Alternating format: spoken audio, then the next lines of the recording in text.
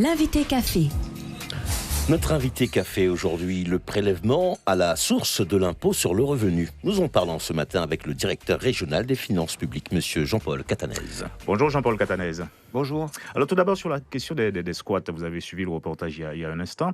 Souvent les squatteurs prétendent payer des taxes pour justifier leur présence. Comment l'expliquer? Des taxes d'habitation notamment?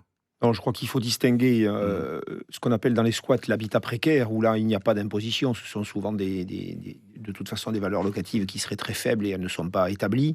De l'habitat illicite, où là parfois on a de véritables constructions sur des terrains qui appartiennent à l'État et où là il peut y avoir des impositions. Concernant le prélèvement à la source maintenant, prélèvement dès janvier 2019, c'est acté. Tout à fait prêt chez nous pour la mise en œuvre de ce nouveau dispositif?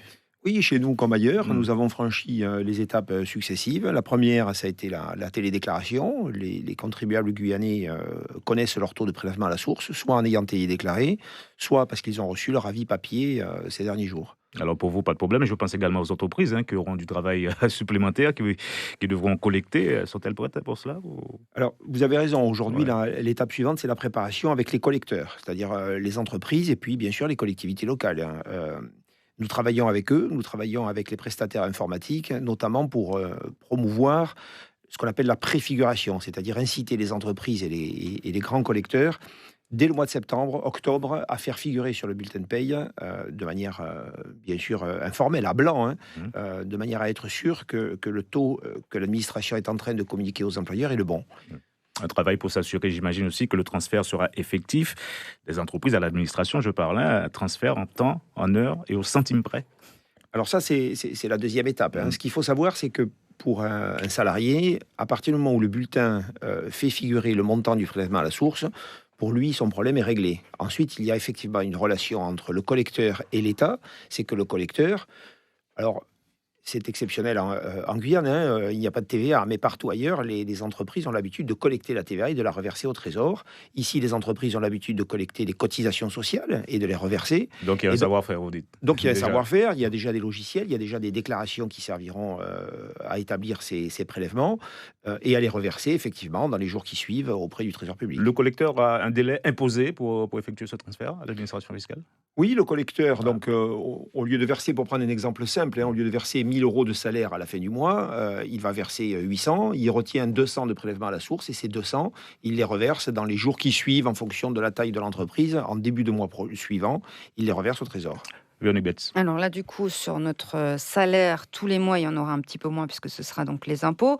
Les impôts, habituellement, on les paye sur 10 mois quand on est mensualisé ou en 3 fois si on est au tiers. Comment ça va se passer là si vous m'avez pris trop d'argent ou pas assez? Quand est-ce qu'on régularise? Alors, le système, il est relativement simple dans son principe. D'abord, ce qu'il faut rappeler, c'est qu'en Guyane, à peu près les 3/4 des foyers fiscaux ne payent pas d'impôt sur le revenu. Donc pour eux, rien ne change. C'est le premier point. Donc on enlève quand même les 3/4 de la population. Pour les autres 25%, vous l'avez dit, beaucoup d'entre eux étaient mensualisés, à peu près la moitié en Guyane.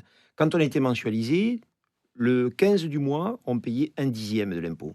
Là, vous l'avez dit, à la fin du mois, on aura prélevé sur la paye 1/12 de l'impôt. Donc le système est plus souple, il est plus avantageux et surtout, il s'adapte aux revenus. Dans l'hypothèse où il y aurait un trop perçu, eh bien, il sera remboursé l'année suivante. Pourquoi l'année suivante? Parce que ça, c'est un élément extrêmement important. Il ne faut pas oublier que les contribuables continueront de déposer des déclarations. C'est-à-dire qu'au mois d'avril-mai 2020, ils déposeront leur déclaration avec le revenu 2019. Si on les a trop prélevés, ils seront remboursés. Si on n'a pas assez prélevé, il y aura une régularisation. Olivier Damon. Oui, alors justement, concernant cette histoire de taux, c'est un taux qui bouge, qui évolue, qui peut être plus élevé, qui peut diminuer, ou pas du tout? Alors le taux chaque année au moment du dépôt de la déclaration, il est calculé par l'administration. S'il y a un événement, notamment familial, mariage, une naissance, un PAX, s'il y a un départ à la retraite, une forte évolution des revenus, l'usager peut aller sur Internet ou dans un centre des finances publiques et demander à ce que son taux soit modifié. Alors on parle de taux personnalisé, individualisé, quelle différence? Alors le taux normal, on va dire, c'est celui qui est calculé pour le foyer fiscal. C'est le montant de l'impôt rapporté au revenu et on obtient le taux. Lorsqu'il y a des revenus très différents dans un couple, on peut choisir le taux individualisé. On paye la même chose, le montant du prélèvement est le même, mais le taux est différent entre chacun des membres du couple. Et puis il y a le taux neutre. Quel intérêt? Le couple est censé payer moins d'impôts, normalement. Non, mais Couple l'intérêt, marié ou pacsé. voilà, l'intérêt, il est au niveau de chacun des couples, de chacun des membres du couple. Certains avaient l'habitude, lorsque l'impôt était prélevé sur le compte bancaire, en cas de mensualisation, avaient des habitudes particulières. Donc, l'avantage, il est double à choisir ce taux. D'une part, le taux s'adapte aux revenus. Donc, si un des membres du couple a des revenus très élevés et l'autre beaucoup moins, au lieu de prélever tout le monde à 15%, on en prélève celui qui allait aux revenus à 30% et l'autre à 3%. La somme globale prélevée sera la même. Donc l'avantage du taux individualisé, c'est de s'adapter aux revenus de chacun des membres du couple lorsque les revenus sont très différents. Alors, il y a aussi la possibilité de ne pas transmettre son taux personnalisé à son employeur. Qu'est-ce qui justifie un tel comportement? Une volonté de cacher des choses à son employeur?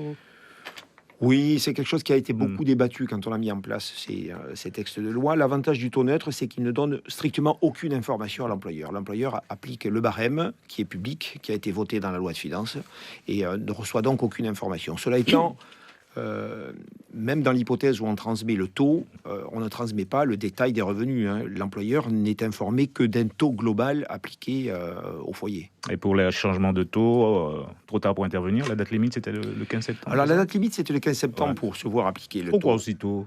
Le 15 septembre.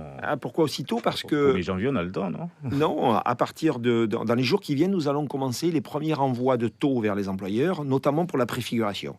Cela étant, même si cette date du 15 septembre est passée, les usagers, comme je le disais, en cas de changement de situation, pourront modifier leur taux sur le site internet ou auprès de nos guichets. Très bien.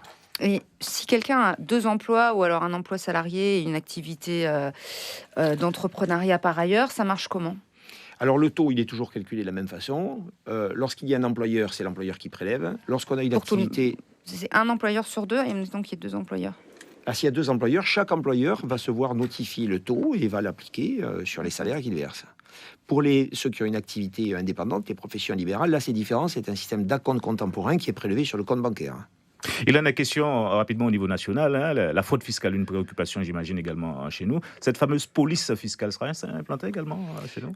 Alors le texte est en train d'être débattu dans les jours qui viennent. Effectivement, il y a une police fiscale qui sera installée. C'est un service central avec une seule unité, mais qui évidemment a la possibilité d'intervenir sur la totalité du territoire.